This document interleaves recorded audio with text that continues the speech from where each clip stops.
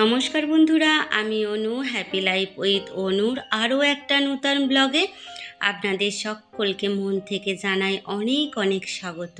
আকাশটা দেখে তো মনে হচ্ছে যেন শরতের আকাশ, কিন্তু এই হলো চৈত্র মাসের এত সুন্দর যে সকাল দেখতে পাবো ভাবিনি। আকাশে পেঁজা তুলো উড়ে বেড়াচ্ছে, ভাবলাম আপনাদের সঙ্গে একটুখানি শেয়ার করি। আর এই হলো আমার জবা গাছ, আর এই হলো আমার সেই টোনাটুনি। বেশ দুজনে দোল খাচ্ছে আর খাওয়া দাওয়া করছিল। আমি যেতেই চিৎকার করছে, যদি সাউন্ডটা শোনাই তাহলে বুঝতে পারবেন কত জোরে চিৎকার করে করে আমার সাথে কথা বলছে। আর এই যে এখানে করে নিচ্ছিলাম সকালে জলখাবার। আজকে সকালে জলখাবারের মধ্যে ছিল এই যে চৌকো করে আলুর চচ্চড়ি আর মুড়ি। আসলে মধ্যবিত্ত সাধারণ গ্রামের মানুষ বলতে গেলে দিন আনা দিন খাওয়া পরিবার, লুচি রুটি পরোটা সেটা তো হয়ই, কিন্তু সব সময় যে টিফিনের জন্য সেগুলো তৈরি হয় তা নয়, বেশিরভাগ মুড়িটাই হয়। আর এই যে ফুলগুলো বাসি হয়ে গেছে, ফেলে দিলাম। আর আলুর চচ্চড়িটা ওইদিকে আমার হয়ে গিয়েছিল। ওপরের ঘরের কাজকর্মগুলো গোছাতে এসেছি। কাল দুপুরের দিকে এই গাছটা রোদ্দুরে দিয়েছিলাম, আর আজকে ভালোই সকাল থেকে রোদ্দুর পেয়ে গেছে। আর মানি প্ল্যান্টটা দেখছি একটু গোড়াটা শুকিয়ে গেছে।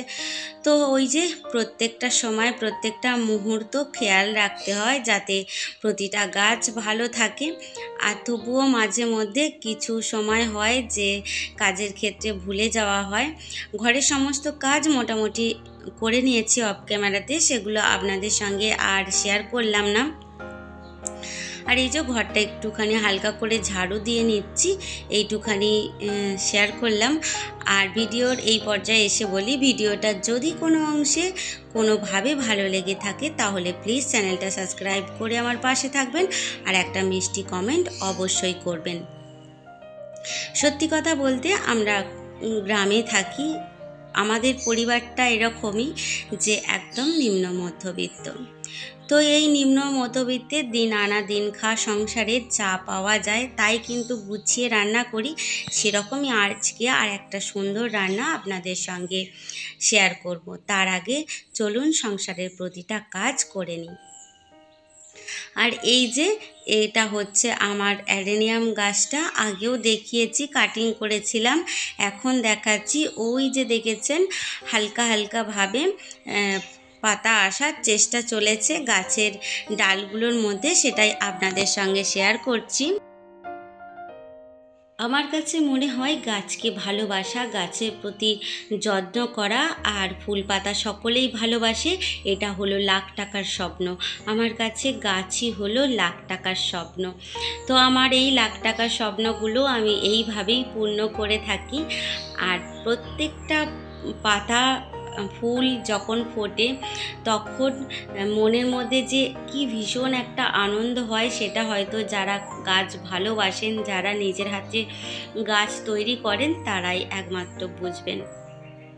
আর গাছকে না ভালোবাসে বলুন, গাছ তো সকলেই ভালোবাসে। যাই হোক, গাছ নিয়ে অনেক কথা বললাম, আর তারপরে চলে এসেছিলাম রান্না করতে। এই যে একটুখানি ঝিঙে ভেজে নিচ্ছি, আজকে ঝিঙে দিয়েই আর করে নেব রান্নাটা। তো এখানে আমার ঝিঙেগুলো ভাজা হয়ে গেছে, আর সাথে ভেজে নিচ্ছি গুগলি। আপনারা অনেকে খান, জানি না কারা খান, তবে আমাদের গ্রামে ঘরের মানুষ, আমাদের এখানে পুকুরে এগুলো পাওয়া যায়, আর এগুলো খাওয়া খুবই উপকার। আর যেহেতু আগেও আমি ঝোলের দেখিয়েছিলাম তাই আর ডিটেলসে দেখালাম না, তবুও বলছি গেরিগুলো ভেজে নিয়ে বা গুগলিগুলো ভেজে নিয়ে তেলের মধ্যে তেজপাতা, পাঁচফোড়ন, শুকনো লঙ্কা ফোড়ন দিয়ে জিরে মৌরি বাটা দিয়ে লঙ্কা গুঁড়ো হলুদ গুঁড়ো দিয়ে পরিমাণ মতো কষিয়ে নিয়ে তারপরে আগে থেকে সিদ্ধ করে রাখা আলু আর ঝিঙেটা দিয়েছিলাম, তারপরে গুগলিগুলো দিয়ে ভালো করে ফুটিয়ে নিয়েছিলাম। ব্যাস, তাহলেই আমার ঝোলটা রেডি হয়ে গেছিলো। আর এই যে করে নিচ্ছি ভেন্ডি দিয়ে পেঁয়াজ দিয়ে একটা ঝাল ভাজা, খুবই শুকনো শুকনো করে করেছিলাম। আর তাড়াহুড়োর মধ্যে লাস্টে এই রান্নাটা দেখাতে সম্পূর্ণটা আমার ভুল হয়ে গেছে। তো যাই হোক, বিকেলবেলা একটু বাইরে বেরিয়েছিলাম, ওই যে একই জিনিস আম দেখিয়ে দেখিয়ে হয়তো আপনাদেরকে পাগল করে দেব যতদিন আম গাছে আছে। আসলে কি বলুন তো, গাছের জিনিস দেখাতে বা দেখতে ভীষণ ভালো লাগে। তাই ভাবলাম যে বাইরে যখন বেরিয়েছি ফোনটা হাতেও আছে, আজকেও আপনাদের সঙ্গে আমাদের এই গাছের আমগুলো শেয়ার করে নিই। এইভাবেই দিন আনা দিন খাওয়া মধ্যবিত্তের একটা সাধারণ পরিবারে সারা দিনে কি কাজকর্ম হলো আর কি রান্নাবান্না হলো সেই নিয়েই ছোট্টখাট্ট একটা ভিডিও আপনাদের সঙ্গে শেয়ার করলাম।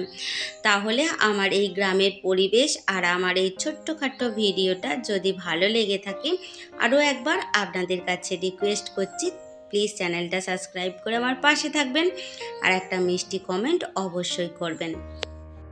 তাহলে আজকের মতো আসি, দেখা হবে আবার নতুন একটা দিনে নতুন একটা ব্লগে। ততক্ষণ খুব ভালো থাকবেন, আনন্দে থাকবেন আর নিজেদের খেয়াল রাখবেন। আর এই গরমের দিনে প্রচণ্ড পরিমাণে জল খাবেন।